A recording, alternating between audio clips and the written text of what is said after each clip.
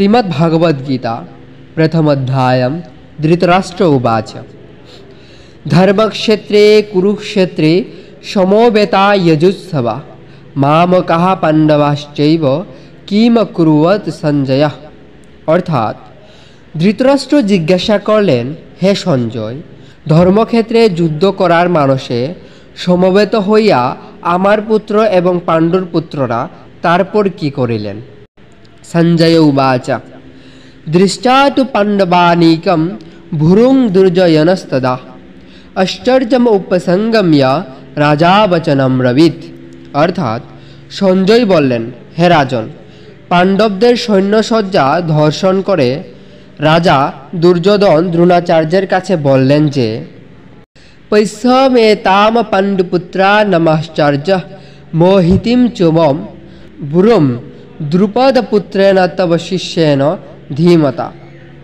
অর্থাৎ হে আশ্চর্য, পাণ্ডবদের মহান সৈন্যদল দর্শন করুন, যা আপনার অত্যন্ত বুদ্ধিমান শিষ্য দ্রুপদের পুত্র অত্যন্ত দক্ষতার সঙ্গে ব্যূহের আকার রচনা করেন।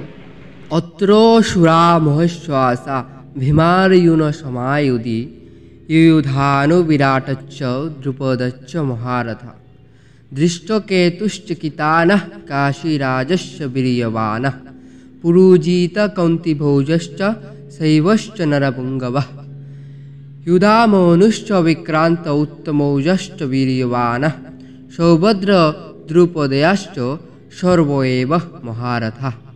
অর্থাৎ সেই সমস্ত সেনাদের মধ্যে অনেকে ভীম ও অর্জুনের মতো বীর ধনুর্ধারী রয়েছেন এবং ইয়ুধান ও দ্রুপদের মতো মহাযোদ্ধা রয়েছেন।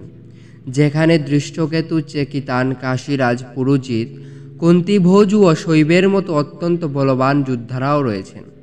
যেখানে রয়েছেন অত্যন্ত বলবান যুধামন্য, প্রবল পরাক্রমশালী উত্তমৌজা, সুভদ্রার পুত্র এবং দ্রৌপদীর পুত্রগণ।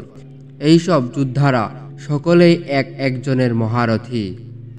अस्माकन्त विशिष्टाय तन्निबुदधिजुत्तमं नायका मम सैन्यस्य संज्ञार्थं तान् बब्रीमीते।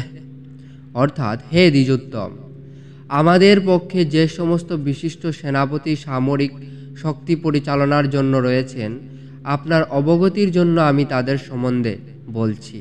ভবান ভীমশ্চ কর্ণশ্চ কৃপশ্চ সমিতিঞ্জয়ঃ অশ্বত্থামা বিকর্ণশ্চ সৌমুদত্তিস্তথৈব চ।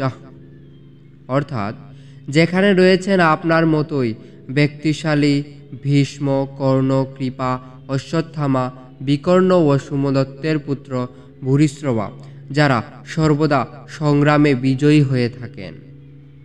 রাধে রাধে।